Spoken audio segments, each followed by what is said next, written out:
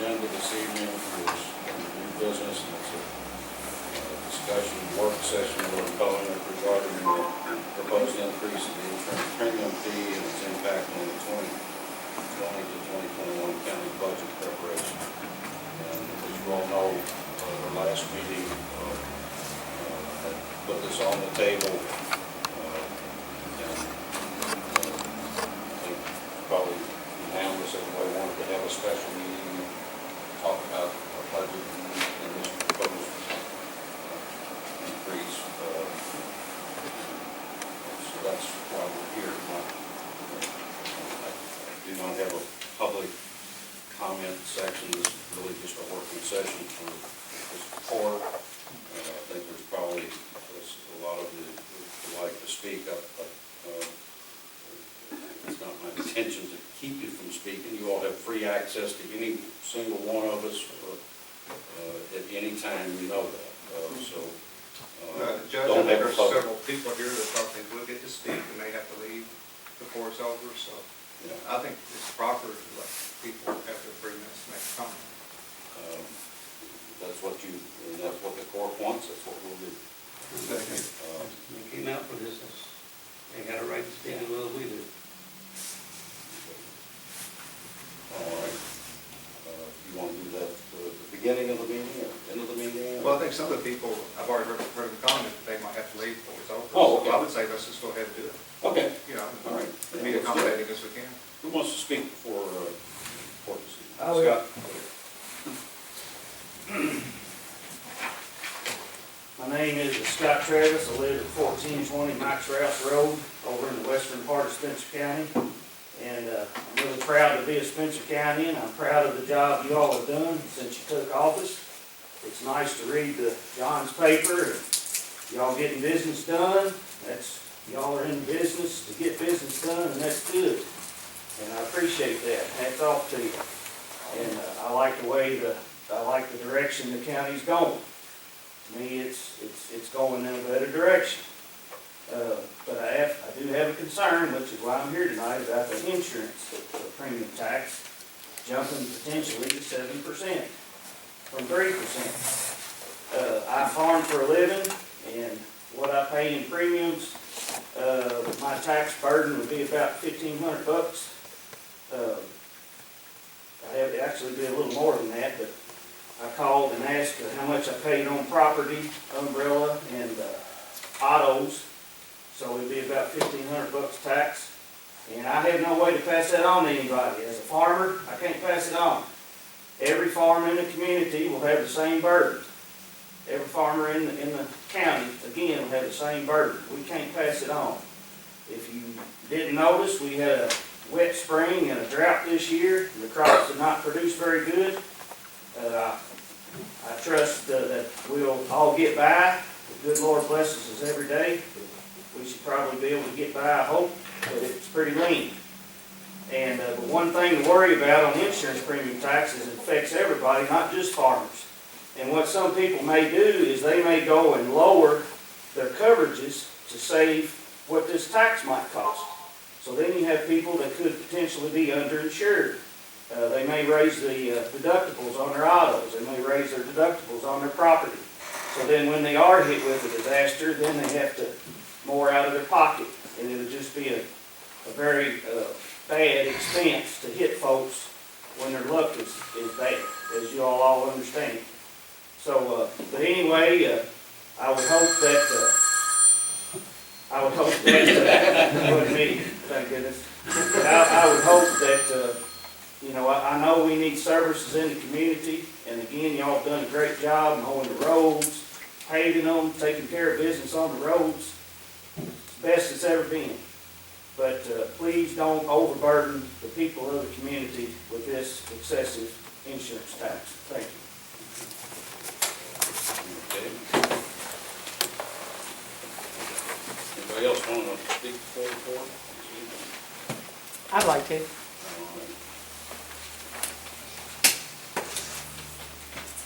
I'm Linda Greenwell, with 3759 Elk Creek Road, and I don't think that we really have a money problem. I think it's a spending problem. And I think if we were a little more careful, we might be able to do this without raising our taxes, put the burden or a transfer of wealth on those who can take care of themselves over to those who can't. Thank you. I'd just like to second what Scott Travis said. Okay. What's your name, sir? Wayne Cox. Okay, who else? Roy? My name's Roy Legaspi, and I've been to just about every fiscal court meeting in the last 2 years. I'm not paid. I'm just a tax-paying resident, got 5.5 acres in Normandy Road. I've been and watched these meetings, and I've seen the magistrates do a lot of things that the magistrates before have not done. They have been showing their interest, they've been asking questions, they've been making decisions, and they've been making good decisions. This is not the first time the tax has been brought up. The tax was brought in last year, and it was voted down, as I recall.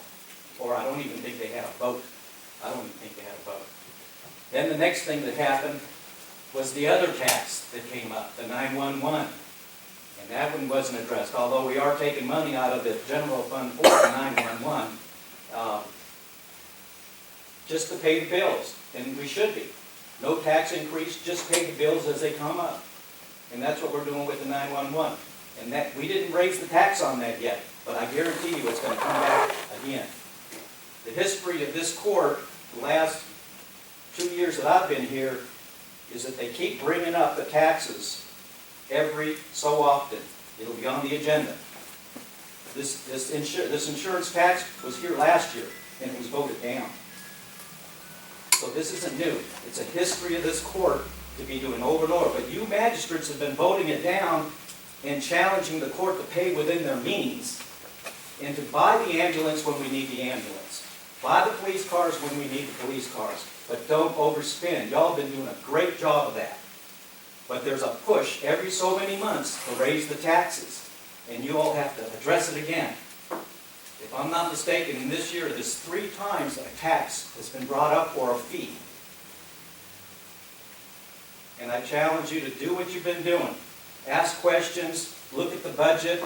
We're going to have a lot of these managers coming in here with their want list and what they want to spend. What you should be looking at is look at the budget, look what we spend, look at the overtime, look at the needs, and then make the decision. Sure, I'd like to have a brand new Lincoln, but I can't afford it. So I'm driving my old Lincoln. Thank you very much, and I appreciate your comments if you want to talk to me after the meeting. All right. Anybody?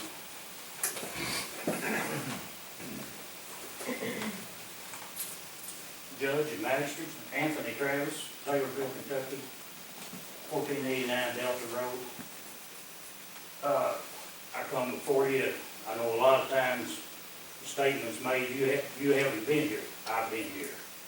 And I'll assure you the needs are always greater than what we can come up with the revenue to cover. So you come up with a game of trying to take care of the necessities that you have, and there are many. But I would like to remind you that the insurance tax, that 3% each year when someone gets a new vehicle, a new house, you raise the value of your homes and so forth, that you are continually getting an increase in revenue off those taxes. I would just ask that you look closely and see if you can keep the revenue and the spending in order with each other. Thank you. Thank you. Anyone else? Larry? Correct me if I'm wrong. Are not each of you Republicans? To be a Republican, aren't you supposed to be conservative?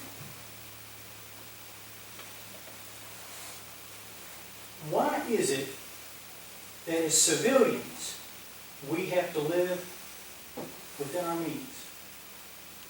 But government constantly wants to come back and put more and more taxes on us. Why is that? Perhaps we could look at incompetence of government. When we sell a Humvee, for 10,000 and we're happy that we got so much money for it, only to have the feds come back and say, you screwed up, you shouldn't have sold it, and now you gotta buy it back for 25,000. I'm not a math major, but that's 15,000. Isn't that half of what the radios are gonna cost? What about the people in government and their incompetence? Whether it's breaking a key off in the cardboard compactor, whether it's having a trailer coming off the hitch of a truck, whether it's wrecking election equipment on a trailer, where are you guys at?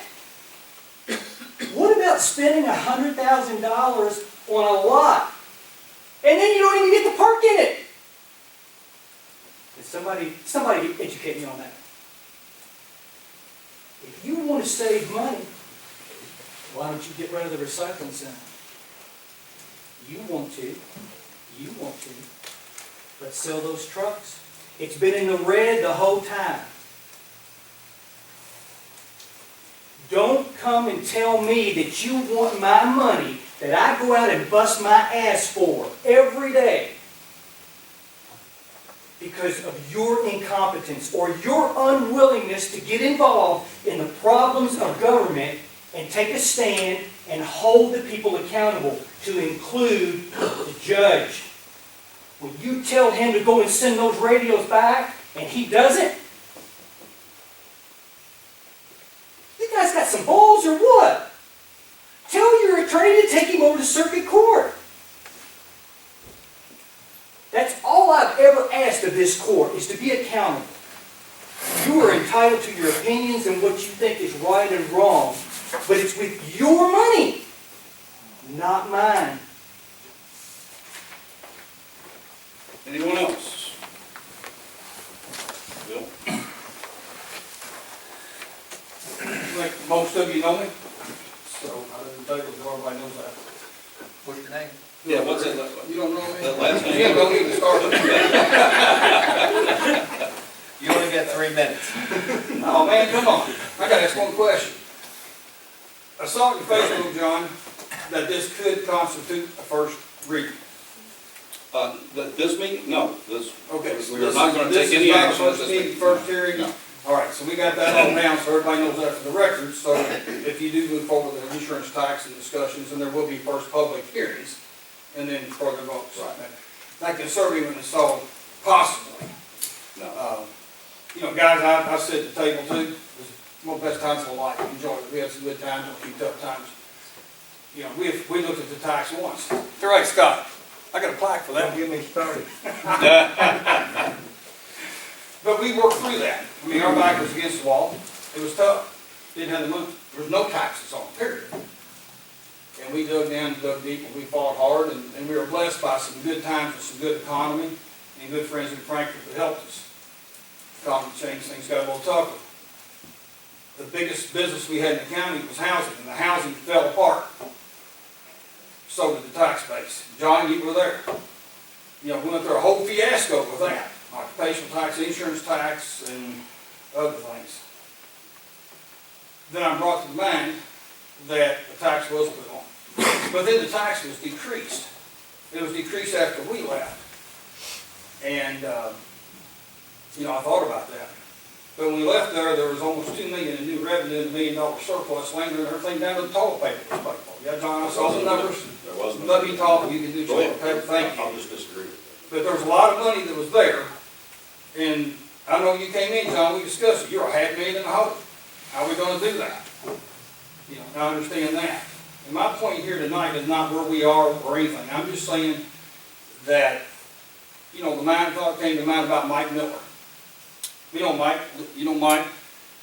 got a lot of taxes, but Mike's people loved him. He was in office for over 20 years. Died and never lost a precinct election, guys, that's pretty good. But he invested in his community. They knuckled down, they took what they had and they came up with investments. No offense, guys, I sell real estate, and I got probably commercial real estate in the county. I never see anybody's face in the building, Jim, I've seen you a few times, but, you know, we got an industrial park sitting up there. You know, I've heard the comments that going tax and bring us up in over development. Only if it's looked at in a manner where you can figure out a way to invest and make the county money. So my point is, you know, settle down together. I'm glad to see you guys getting along a lot better than what others have. Look at this thing hard, look it through, drag it out, and if something's needed, then let the people know what's needed, why it's needed, and give us proof of how it's gonna work and how it's gonna fit. Don't just tax and spend, which unfortunately happens a lot of places. And honestly, guys, last comment, I don't care if the county run, it's got a 10% insurance tax or what. It doesn't matter what they're doing. What matters is what you guys are doing in Spencer County. I wish you the very best. Godspeed. Stick together and let's get this thing through and try your best not to have to do this. Thank you. You gonna introduce your partner? That's my son Ethan. He said, Daddy, I want to see this. I said, are you sure? They want to see government work, so make us proud. Anyone else? Eric? Eric Sleazy, 6065 Bloomfield Road. Kind of the same as Anthony. You know, as times have changed, as insurance has increased, the premiums increase every year. And, you know, I'm trying to help promote jobs in the county. I think it's pretty evident that we're trying, I was on the south end, to help increase insurance income. Because with the expansion that we have tried to do in the last 6 months to a year, my insurance premium was going up a whole lot. To be honest with you, my whole premium probably cost what all of you sitting there cost. So, and I can't pass that along, but we're trying to create jobs. We're trying to do what's right for the county. I'm not coming down here to stir up the pot. Let's just do what's right. Let's spend within the means. I'm not sure what your all's intent is. But, you know, if you increase the insurance premium, it's coming out of food for some other people in the community. Think about that. I mean, it ain't all about you. It ain't all about me. You pass it, we'll have to suck it up and pay for it. Am I happy about it? No. Am I gonna get mad and go somewhere else? No. But do what's right for the community, not about yourself. Control your spending. Let's spend right.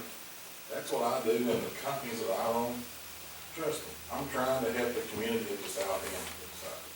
So, thank you.